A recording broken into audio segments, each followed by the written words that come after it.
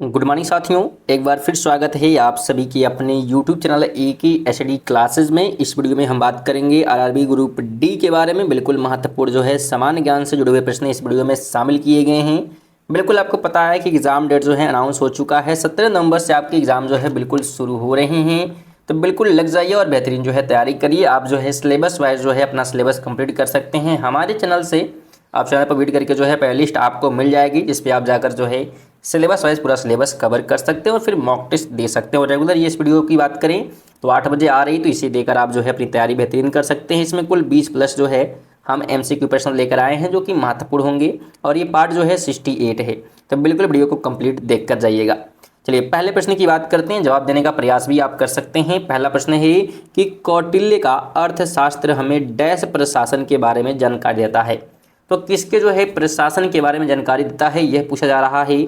गुप्त दिया है, मौर्य है, प्रतिहार है, या राष्ट्रकूट है। तो अगर हम राइट के यहाँ पे बात करते हैं तो ध्यान रखिएगा, यह जो है हमें जानकारी प्रदान करता है मौर्य जो है प्रशासन के बारे में। ऑप्शन नंबर बी राइट हो जाएगा पहले का। अगला प्रश्न है कि मुगल साम्राज्य की स्थापना 1526 में किसके द्वारा हुई थी।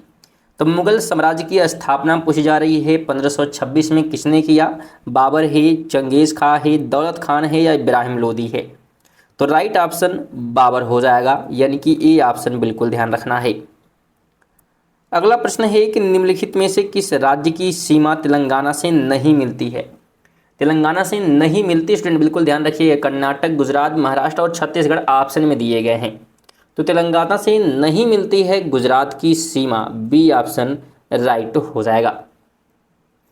अगला प्रश्न है कि डैश त्रावणकोर के दीवान थे जिन्होंने 1808 में एक विद्रोह का नेतृत्व किया था और उन्हें सार्वजनिक रूप से फांसी दी गई थी।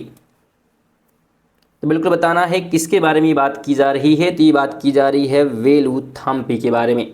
ऑप्शन नंबर क्या होगा, तो बिल्कुल ए ऑप्शन यहाँ पे राइट हो जाएगा। स्टूडेंट बहुत ही इंपॉर्टेंट प्रश्न लिए गए हैं जो कि प्रीवियस एग्जाम में क्या है पूछे गए हैं, महत्वपूर्ण ही उनको यहाँ पे शामिल किए गए हैं और संभावित प्रश्न भी शामिल किए गए हैं।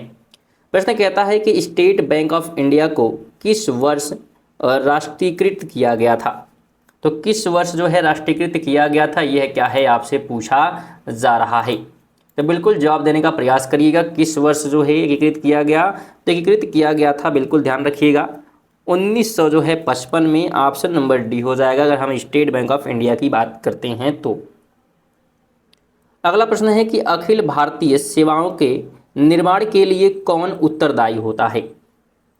तो ध्यान रखें, अगर इसकी हम बात करें तो इसके लिए जो है उत्तरदायी होगा राज्यसभा। कौन होगा, राज्यसभा उत्तरदायी होगा। ऑप्शन नंबर ए क्या होगा, तो बिल्कुल यहाँ पे राइट हो जाएगा। तो बिल्कुल आपको ध्यान होना चाहिए।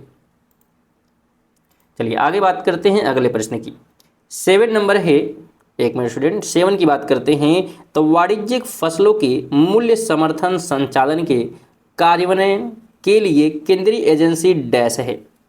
तो कौन सी एजेंसी जो है इनके लिए काम करती है, तो नाफेड एजेंसी।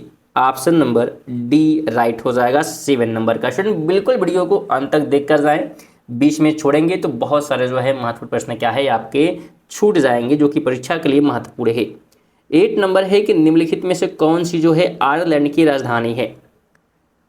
आयरलैंड की अगर राजधानी की हम बात करेंगे तो ध्यान रखना है डबलिन। क्या है, डबलिन, सी ऑप्शन राइट हो जाएगा।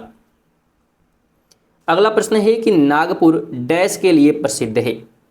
तो सेब के लिए, संतरे के लिए, केसर के लिए, या जूट के लिए। तो नागपुर पूछा जा रहा है, तो ध्यान रखें नागपुर जो है संतरे के लिए प्रसिद्ध है, बी ऑप्शन राइट हो जाएगा। अगला प्रश्न है कि म्यूरल पेंटिंग्स का भारत में विकास डैश तक हुआ। तो कब तक जो है म्यूरल पेंटिंग का विकास भारत में हुआ है। तो ये जो है ध्यान रखिएगा 50वीं शताब्दी ईसा पूर्व से 10वीं शताब्दी ईसा पूर्व के बीच में। ऑप्शन नंबर सी राइट हो जाएगा। स्टूडेंट अगर आप चैनल पर नए हैं तो बिल्कुल चैनल को सब्सक्राइब कर लीजिएगा, क्योंकि आप यहाँ पे करंट अफेयर भी पढ़ सकते हैं। डेली सुबह 6 बजे की आती है। MCQ करंट अफेयर क्या है कवर कराए जाते हैं, साथ में UPSI की तैयारी भी आप कर सकते हैं सिलेबस वाइज हमारे चैनल पे। तो बिल्कुल चैनल को सब्सक्राइब कर लें और वीडियो को देखते हुए आ रही वीडियो इन्फॉर्मेटिव लग रही वीडियो को लाइक और शेयर जरूर कर दीजिएगा। 11 है कि डैश 4 बार जो है माउंट एवरेस्ट की चोटी पर चढ़ने वाली पहली भारतीय महिला है। तो कौन है जो 4 बार जो है माउंट एवरेस्ट पर चढ़ी हैं? तो बिल्कुल जवाब देने का प्रयास करिएगा। 4 बार की यहाँ पे बात की जा रही है, तो दीपिका राठौड़ क्या हो जाएंगी? दीपिका राठौड़ बिल्कुल ऑप्शन नंबर क्या है? एक बार स्टूडेंट क्या पूछा गया था हमसे, तो 4 बार जो है माउंट एवरेस्ट पर चढ़ने की यहाँ पे बात की जा रही है, ठीक है।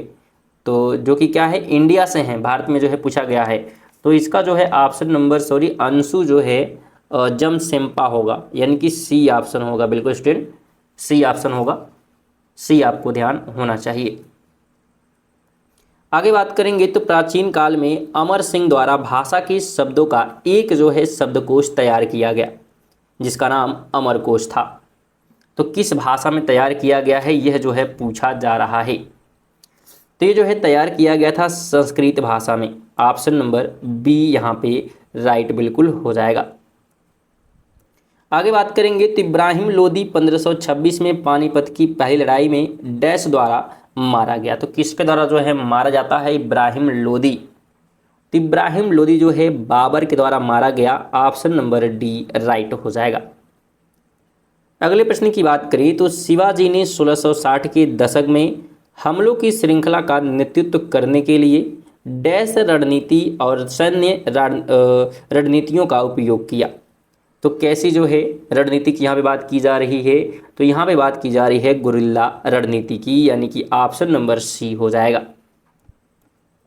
अगला प्रश्न है कि भारत में विमुद्रीकरण की गई मुद्रा देश के कुल नगद मुद्रा का कितना प्रतिशत है? विमुद्रीकरण की गई मुद्रा की यहाँ पे बात की जा रही है, तो ये जो है 86% है लगभग, यानी कि ऑप्शन नंबर ए हो जाएगा। स्टूडेंट आप इन प्रश्नों का जो है पीडीएफ प्राप्त कर सकते हैं हमारे टेलीग्राम चैनल से, जिसका लिंक आपको डिस्क्रिप्शन में मिल जाएगा। बिल्कुल फ्री है टेलीग्राम को ज्वाइन करना, तो वहाँ से आप ज्वाइन करके फ्री में पीडीएफ प्राप्त कर सकते हैं। साथ में लाइक और सब्सक्राइब करना भी फ्री है, तो ज़रूर कर दीजिएगा। 16 है कि भारत में उड़ीसा राज्य में स्थित एक धार्मिक शहर बताना है। भारत में उड़ीसा राज्य में स्थित एक धार्मिक शहर की बात यहाँ पे की जा रही है, तो पूरी ऑप्शन नंबर बी हो जाएगा। 17 है कि डैश ने सिफारिश की निर्णय लेने की शक्ति को विकेंद्रीकृत किया जाना चाहिए और निर्वाचन स्थानीय निकायों की स्थापना की जानी चाहिए। ये जो है सिफारिश किसके द्वारा किया गया था? तो ये सिफारिश ध्यान रखिएगा बलवंत राय मेहता जो है के द्वारा किया गया। बिल्कुल ऑप्शन नंबर क्या होगा? तो डी राइट हो जाएगा कि बलवंत राय मेहता जो है समिति ने क्या किया था? तो इसकी सिफारिश की थी।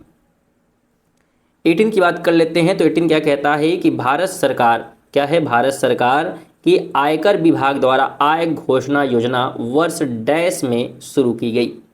तो कब जो है शुरू की गई थी आयकर विभाग द्वारा आय की घोषणा? तो ये जो है शुरू किया गया था 2016 में। ऑप्शन नंबर सी राइट हो जाएगा।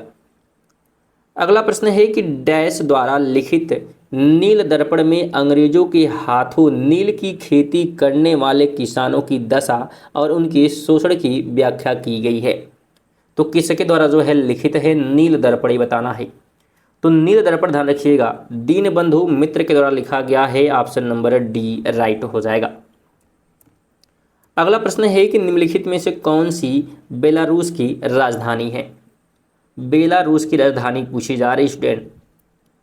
तो अगर बेलारूस की राजधानी की बात करेंगे तो हो जाएगा मिन्स्क। क्या हो जाएगा? मिन्स्क। बिल्कुल ऑप्शन नंबर क्या होगा? तो आपको ध्यान रखना है, बिल्कुल मिन्स्क हो जाएगा। ये ऑप्शन आपको ध्यान होना चाहिए। आगे बात करते हैं 21 है कि भारत को कौन सा राज्य गेहूं का अग्रणी उत्पादक है? भारत का कौन सा राज्य जो है गेहूं का अग्रणी उत्पादक है, यह पूछा जा रहा है। तो अग्रणी उत्पादक जो है उत्तर प्रदेश है, हालांकि कहीं कहीं पे पंजाब का भी नाम आ जाता है स्टूडेंट, तो बिल्कुल ध्यान रखना है, ठीक है। तो ये थोड़ा सा जो है अभी क्योंकि जनगणना अगर हम देखें तो फिर से जो है अभी की नहीं गई है, तो इसलिए थोड़ा सा ये डाउट रहता है, कहीं पे पंजाब और कहीं पे उत्तर प्रदेश मिलता है। तो एक बार इसको आप तो क्लियर कर लीजिएगा। आगे हम बात करते हैं तो माउंट एवरेस्ट फतह करने वाली पहली भारतीय दिव्यांग हैं। तो पहली जो है दिव्यांग की बात की जा रही है, तो उनका नाम जो है अरुणिमा सिन्हा है, यानी कि सी ऑप्शन राइट हो जाएगा। तो फ्रेंड ये थे हमारे 22 प्रश्न। अगर आप टेस्ट देते हैं तो कितने प्रश्न सही किए हैं कमेंट करिएगा। वीडियो को लाइक और शेयर कर दीजिएगा और चैनल पर नए होंगे तो जरूर सब्सक्राइब कर लीजिएगा। चलिए मिलते हैं अगली वीडियो, तक के लिए जय हिंद, वंदे मातरम।